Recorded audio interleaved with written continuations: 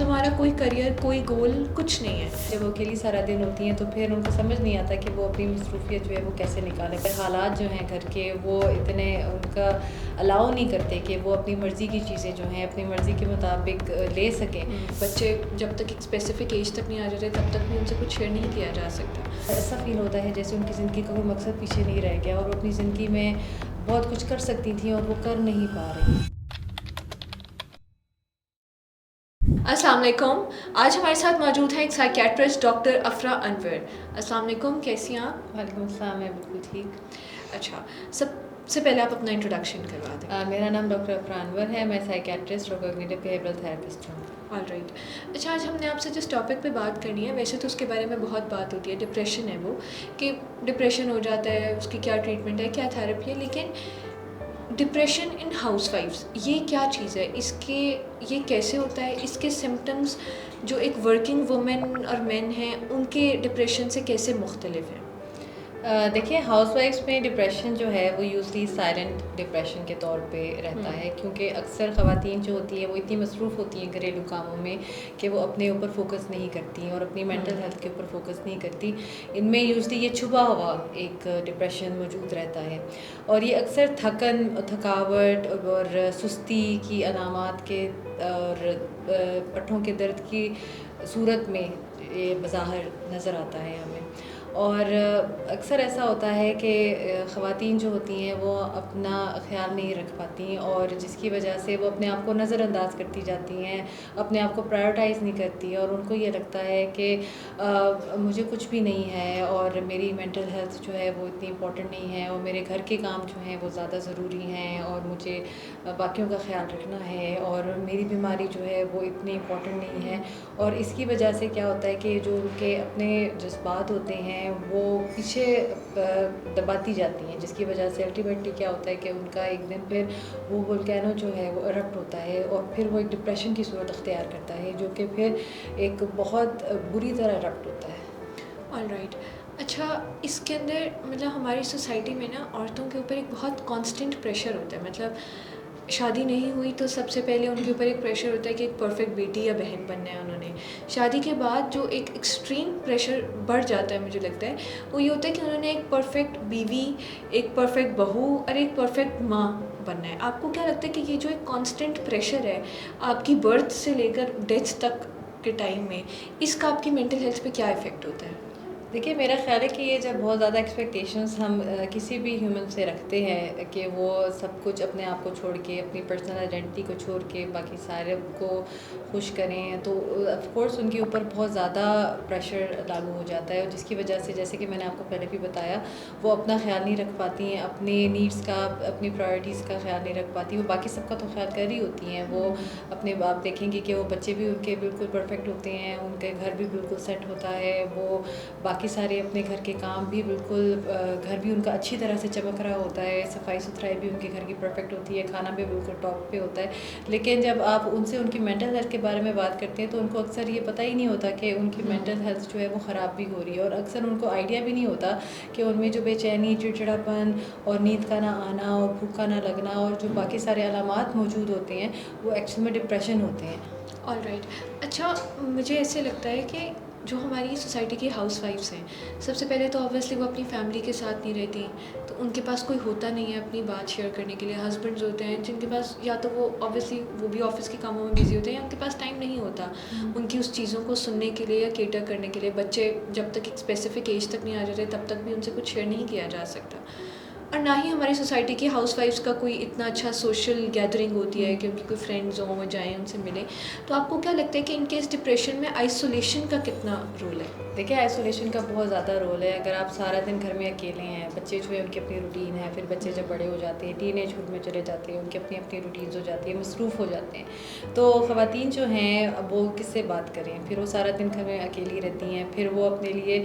پہلے تو بچے جب بڑے ہو رہے ہوتے ہیں تو وہ چلیں ان کے پاس کوئی مصروفیت ہوتی ہے, بعد میں جب وہ اکیلی سارا دن ہوتی ہیں تو پھر ان کو سمجھ نہیں آتا کہ وہ اپنی مصروفیت جو ہے وہ کیسے نکالیں, پھر وہ مزید ڈپریشن کا شکار ہو جاتی ہیں. ان کے پاس وینٹ آؤٹ کرنے کی کوئی اسپیس نہیں رہتی اور کوئی سوشل سپورٹ نہیں رہتا. اور دیکھیں کتھارسس جس کو ہم کہتے ہیں کہ اپنے دل کا غبار باہر نکالنا, یہ ایک بہت ضروری چیز ہے اور یہ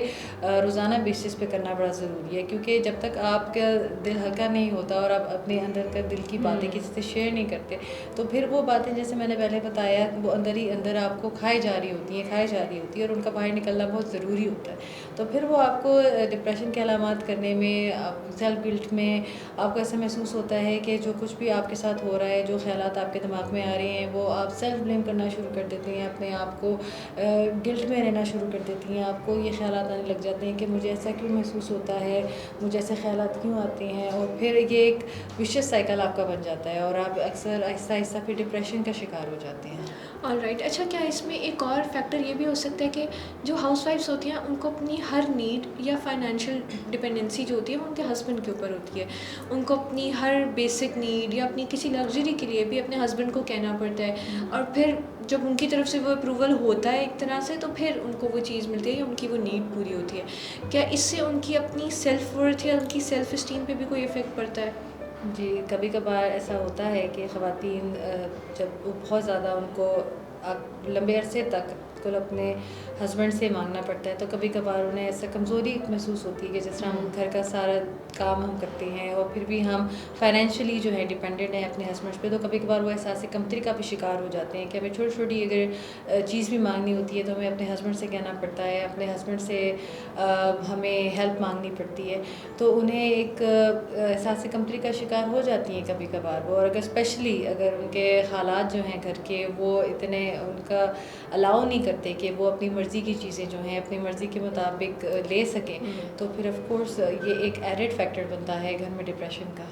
اور ایک اور چیز جو ہماری سوسائٹی میں بہت زیادہ دیکھی جاتی ہے کہ فار ایگزامپل اگر کسی لڑکی کی شادی ہو گئی ہے, اس سے پہلے اس کا کریئر تھا, اس نے کچھ پڑھا ہوگا, کوئی ایجوکیشن لی ہوگی, لیکن ہاؤس وائف بننے کے بعد یا شادی کرنے کے بعد اس کو کہا جاتا ہے کہ اب تم صرف ایک ہاؤس وائف ہو, تم نے گھر سنبھالنا ہے اور اب تمہارا کوئی کریئر کوئی گول کچھ نہیں ہے. تو اس کا جو اس کی اپنی ایک پرسنالٹی کرائسس جو اس کو فیس کرنا پڑتا ہے وہ کیا ہے اور وہ کس طرح سے سامنے آتا ہے؟ دیکھیں یہ بھی اگین ڈپریشن کا ایک بہت بڑا کاز ہو سکتا ہے, کیونکہ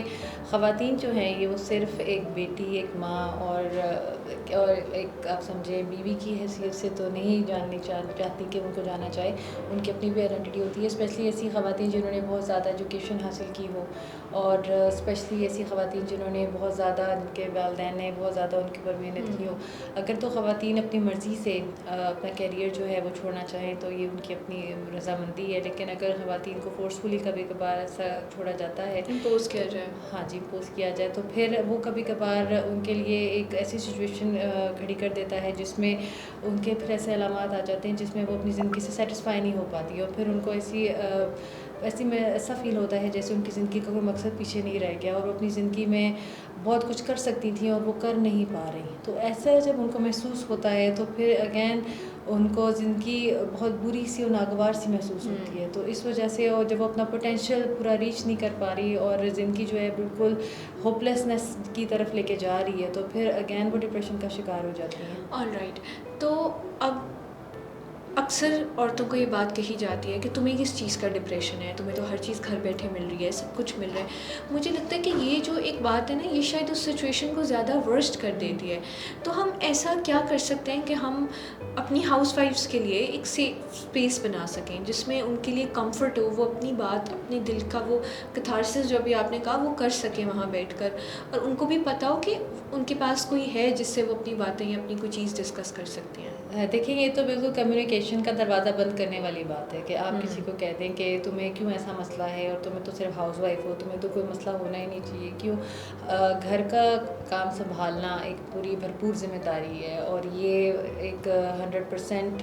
اتنا ہی مشکل کام ہے جس طرح کہ ایک ورکنگ وومن کا کام ہے, اور اس کو انڈر اسٹیمیٹ کیا جاتا ہے موسٹ آف دا ٹائمس. اور یہ ایک بہت آپ سمجھے ہمت والا کام ہے. اور میرا یہ خیال ہے کہ جو ڈپریشن جو ہے یہ ایک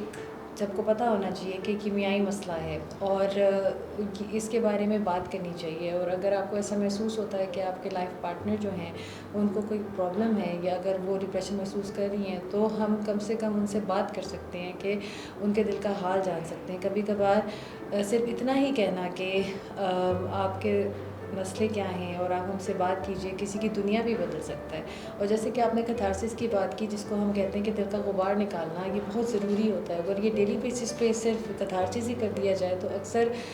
یہی بہت سارے مسئلے حل کر دیتا ہے.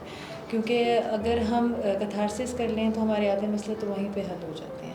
تو اگر صرف ہمیں کوئی ایسا ساتھی مل جائے جو کہ صرف بات سننے کے لیے رضامند ہو جائے, اور اگر وہ یہ ریکگنائز کر لے کہ لائف پارٹنر کو ڈپریشن کے علامات ہیں اور وہ سائیکیٹرسٹ کے پاس لے جائے, ٹائملی انٹرونشن کر لے, ٹائملی ٹریٹمنٹ ہو جائے اور ڈپریشن کے علامات کو نظر انداز نہ کرے اور ٹائملی ٹریٹمنٹ کروا لے, تو اس سے بہت سارے مسئلے حل ہو سکتے ہیں. آل رائٹ, امید ہے کہ آج کی ویڈیو آپ لوگوں کے لیے بہت فائدہ مند ثابت ہوگی. اگر آپ لوگوں کے مینٹل ہیلتھ سے ریلیٹڈ یا اس سے ریلیٹڈ کچھ اور کنسرنز ہیں تو آپ بالکل ہم سے کامنٹ سیکشن میں شیئر کر سکتے ہیں. Thank you.